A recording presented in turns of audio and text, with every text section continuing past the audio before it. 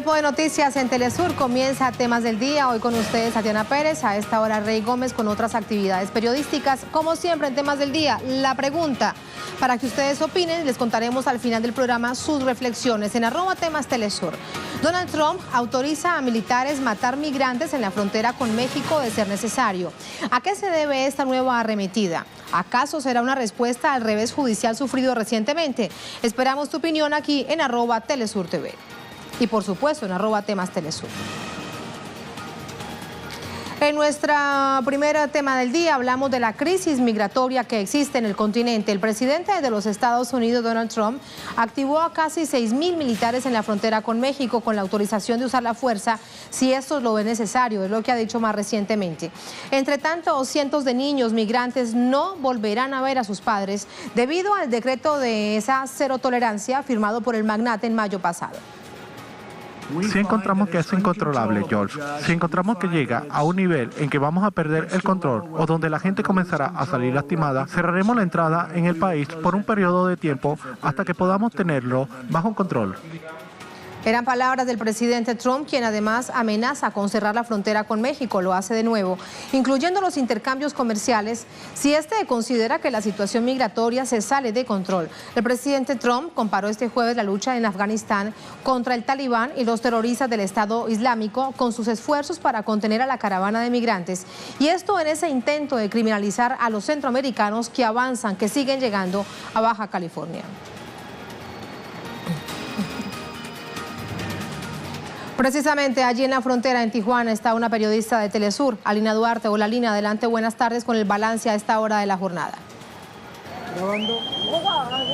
La administración de Donald Trump ha autorizado a los cerca de 6.000 militares desplegados en la frontera con México a usar la fuerza e incluso la fuerza letal si fuera necesario para proteger, dijo, a agentes de la Oficina de Aduanas y Protección Fronteriza, ya que hasta el momento solo podían usar la fuerza contra los inmigrantes en defensa propia. Fue el jefe de gabinete de la Casa Blanca, John Kelly, quien envió una carta al secretario de Defensa, James Mattis, en la que le comunicaba la autorización de Donald Trump.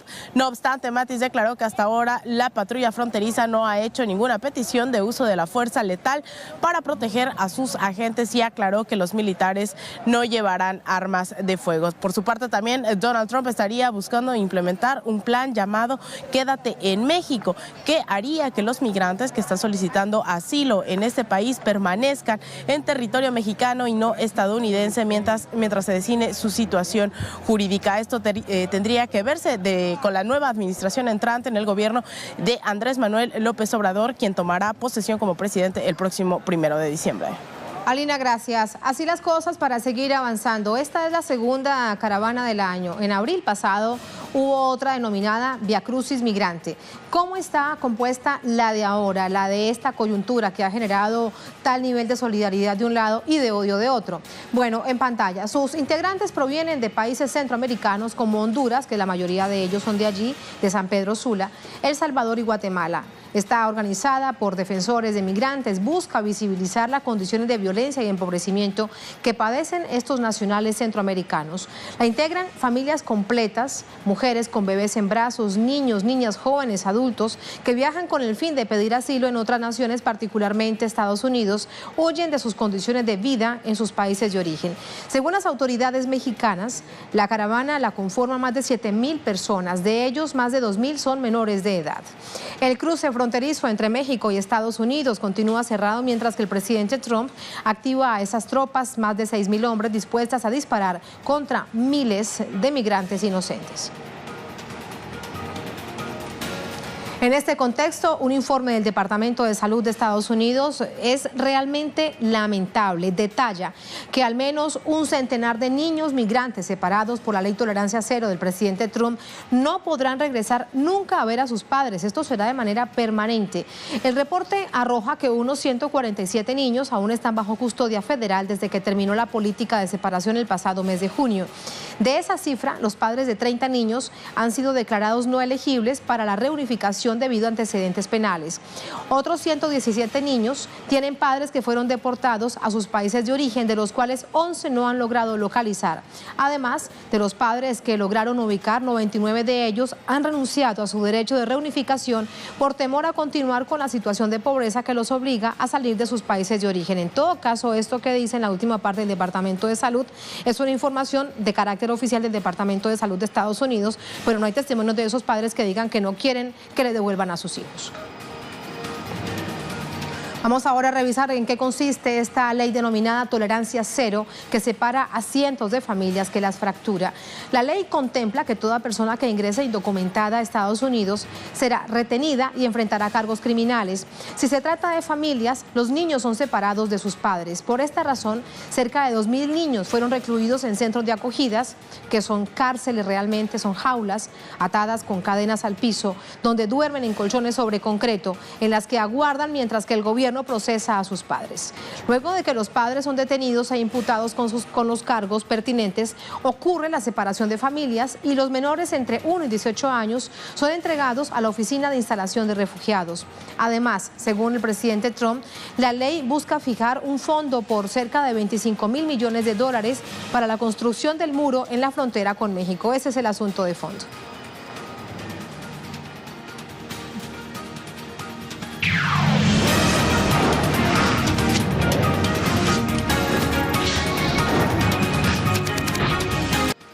A propósito del tema que ya les planteábamos, allí la pregunta en @temastelesur. Donald Trump autoriza a militares matar migrantes en la frontera con México de ser necesario. ¿A qué se debe esta nueva arremetida? ¿Una respuesta al revés judicial sufrido recientemente?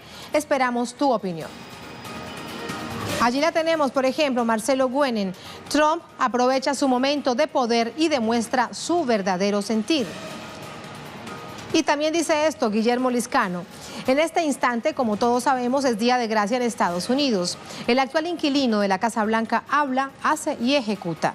Ya hay jurisprudencia de jueces contra Trump. Si la milicia acata la orden ya dada por Trump, tendrá millones de problemas. Por otro lado, lo hace porque habla mucho. Gracias a ambos por sus comentarios. Aquí en Temas del Día vamos a avanzar ahora con la imagen del día.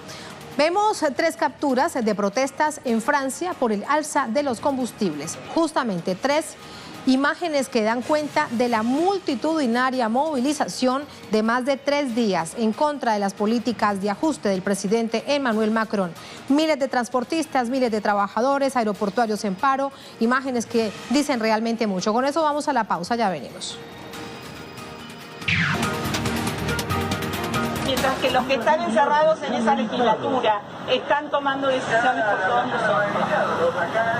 Los entendemos, pero entiéndanos a nosotros y les pedimos que nos cuiden, que cuiden sobre todo a los estudiantes que ponen su cuerpo y que son estigmatizados día a día. Y una vez más, como lo veníamos diciendo los rectores desde el 1 de marzo, vamos a responsabilizar a los funcionarios públicos del Ministerio de Educación y de la legislatura de cualquier tipo de conflictividad negativa que pueda surgir de todo esto, porque jamás hemos sido expuestos a todo este tipo de control. Allí el testimonio de una profesora en Buenos Aires, integrante del gremio de rectores que participa en la manifestación contra la reforma educativa conocida como Unicaba, que impulsa la gobernadora de esta ciudad de Buenos Aires, de la provincia, la señora Vidal, en tiempos que se intensifica la represión en amplio espectro de todo el país. ¿Qué motiva esos hechos en la nación en Argentina? Vamos a revisarlo aquí en el segundo tema del día.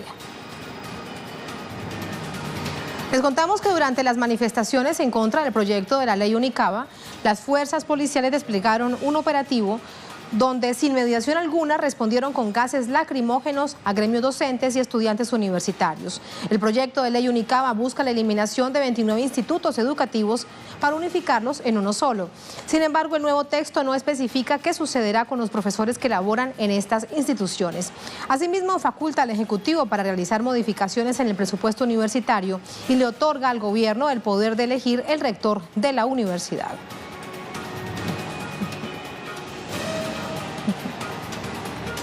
Vamos a revisar cómo ha finalizado esta situación tan compleja allí en Buenos Aires, afuera de la legislatura, con Edgardo Esteban.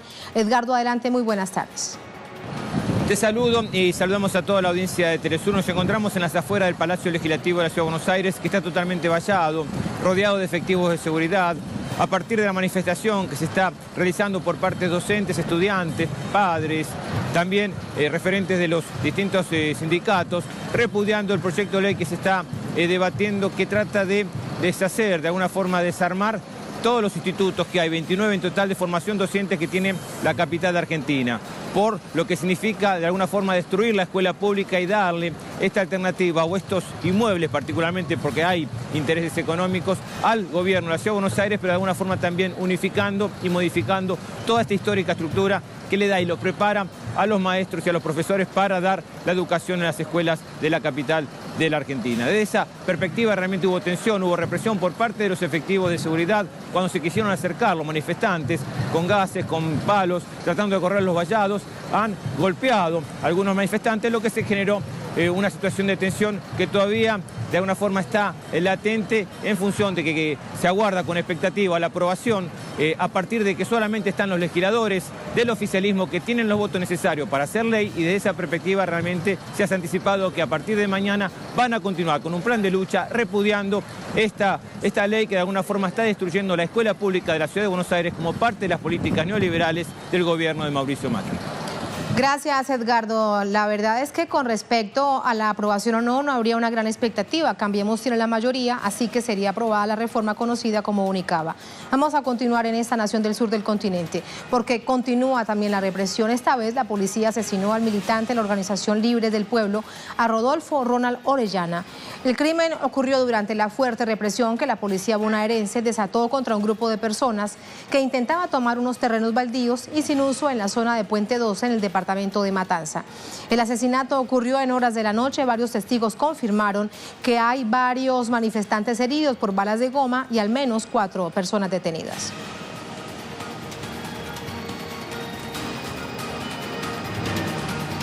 De igual forma, mediante un tuit, el dirigente de la CETEP, de la organización sindical, Juan Grabois, explicó: Rodolfo Orellana, de la OLP CETEC, fue fusilado por la policía en un conflicto de tierras en Celina. La gente está desesperada en todo el país, sin trabajo, sin techo, no pueden alquilar y comer a la vez. El gobierno solo aumenta la crueldad. Hoy a las 18 horas, conferencia de prensa de CETEP, por lo que se esperan más movilizaciones en repudio a su asesinato.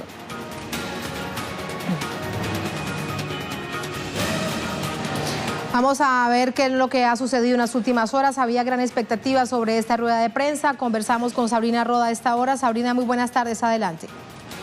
Saludos en estudio, saludos a toda la audiencia de Telesur. Esta mañana fue fusilado Rodolfo Roland Orellana, un integrante de la organización Libres del Pueblo que pertenece a la Confederación de Trabajadores de la Economía Popular, la CETEP, en el marco de la brutal represión que desencadenó la policía de la provincia de Buenos Aires cuando vecinos de la zona del partido de La Matanza se encontraban realizando una protesta, una toma de tierras para reclamar el acceso a una vivienda digna. Según denunciaron compañeros de Rodolfo Rolando Orellana, recibió un disparo en la boca y luego en la espalda.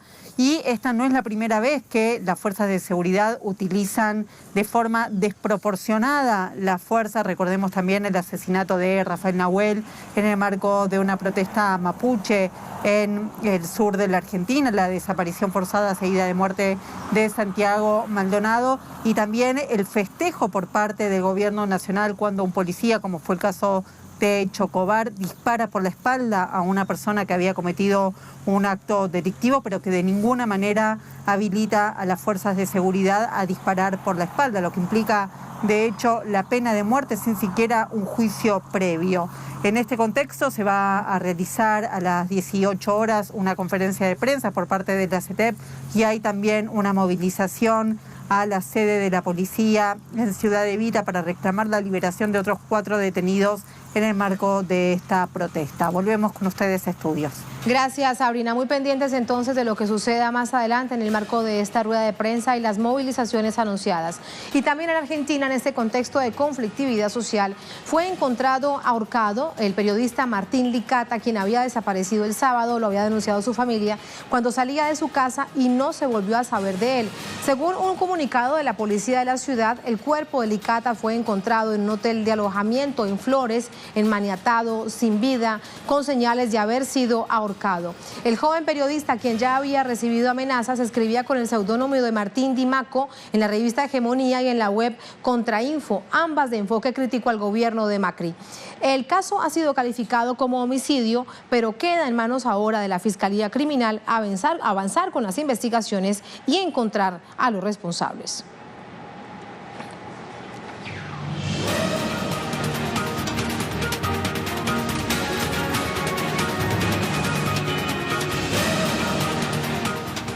Hay más temas que son noticia a esta hora. Miren ustedes lo que aparece en pantalla. Nayara Tardo desde El Cairo. El asesinato del periodista Jamal Khashoggi en el consulado saudí en Estambul ha provocado una severa crisis al interior de la monarquía de Arabia Saudita. Esto nos dice Nayara desde El Cairo. Turquía pidió castigar a quienes hayan participado en el asesinato del periodista saudí Jamal Khashoggi. El canciller turco, en declaraciones ofrecidas en una rueda de prensa conjunta con el secretario de Estado norteamericano Mike Pompeo en Washington, advirtió que si la cooperación de Estados Unidos con Riad sobre el caso Khashoggi llegan a un punto muerto, recurrirían a la Organización de las Naciones Unidas para solicitar que se realizara una investigación formal de este caso. El asesinato de Khashoggi en el consulado saudí en Estambul ha provocado una severa crisis en el interior de la monarquía de Arabia Saudita, y así lo indican las reacciones internacionales con respecto al asesinato de este periodista. Países como Dinamarca han suspendido la exportación de armamentos y equipo militar a Arabia Saudita, una decisión que también obedece a la implicación de Riad en el conflicto que se desarrolla en Yemen y que ha provocado una dura crisis humanitaria en este país. Ahí estaba la información de Nayara. Pasamos ahora hasta Colombia con Paola Fernández a ver lo que ella nos dice. La JEP Colombia dejó en firme orden de práctica de pruebas en caso Hernández Solarte, @Santrich, el miembro del exgrupo guerrillero, ahora miembro de las FARC, quien se encuentra en la cárcel. El anuncio fue hecho a través del siguiente comunicado y ahí lo ven ustedes en pantalla, así lo ha colgado nuestra corresponsal en Bogotá, Paola Fernández. Avanzamos ahora con Venezuela y nuestro corresponsal Edson Sánchez. Comienza la campaña electoral en Venezuela de cara a los comicios municipales del 9 de diciembre y lo acompaña precisamente con este video que da cuenta de la agenda que ofrece, que se activa desde la máxima autoridad electoral. Y desde Ecuador, Denis Herrera, en Ecuador 97 ciudadanos venezolanos son repatriados hoy desde Quito, la capital, bajo el plan Vuelta a la Patria. Ahí la fotografía también que da cuenta de este regreso de sus ciudadanos venezolanos a sus hogares.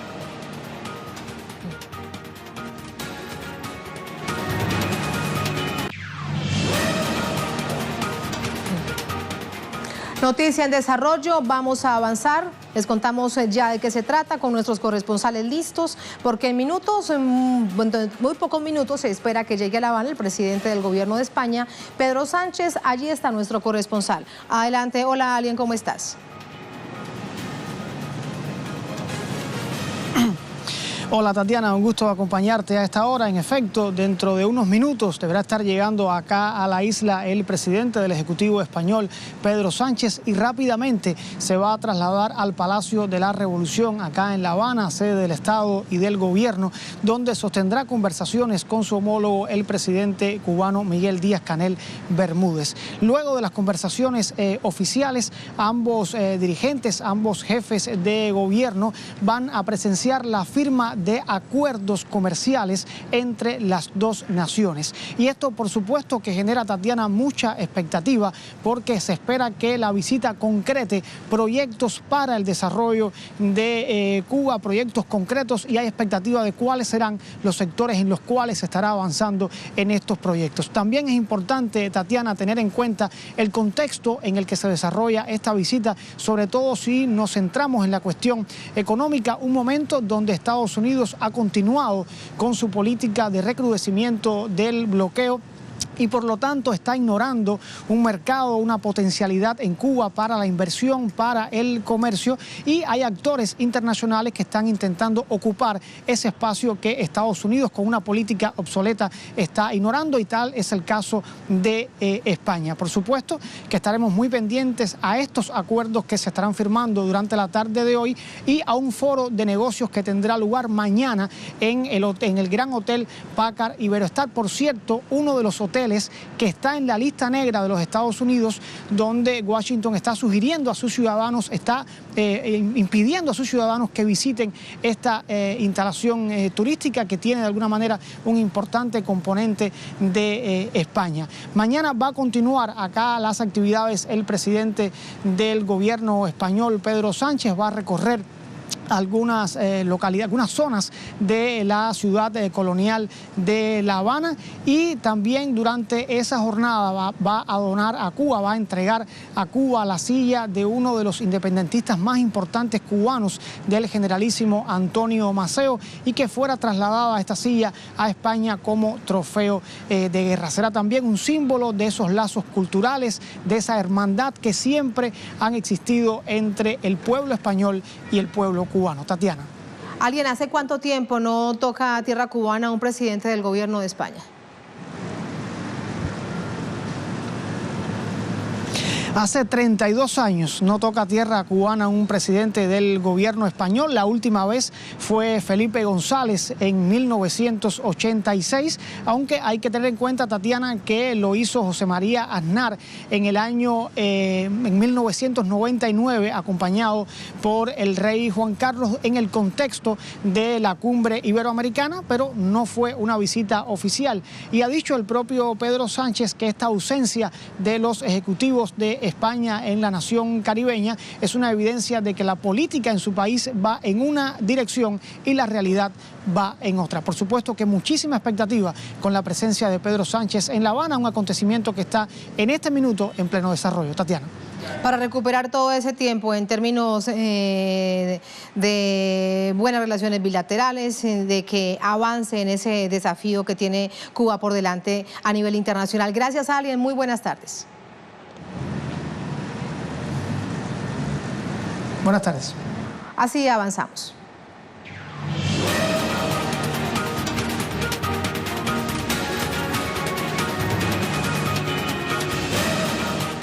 Y avanzamos con la pregunta del día, ya para finalizar temas del día. Donald Trump autoriza a militares matar migrantes en la frontera con México de ser necesario.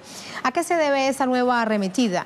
¿Una respuesta al revés judicial sufrido por el presidente Donald Trump? Bueno, aquí están sus respuestas. Gilberto Pereira: se demuestra que a Trump le vale un comino las cortes, él como Nerón se cree que es la ley encarnada y que los demás nos comamos un burro. Gracias, Gilberto, bastante explícito. Alesus Liuf: pretenden obtener ganancias políticas y electorales a costa del dolor de los migrantes. Y un tuit más, Medina 2021: buenas tardes, es un mercenario más. Frase concreta. Gracias, Medina. Para despedirlo vamos a dejar con el video web del día, producciones audiovisuales que usted consigue compiladas en la cuenta de Facebook de nuestra casa de Telesur. Vamos a revisar lo siguiente, con eso los dejamos, será hasta la próxima, sigan con nosotros.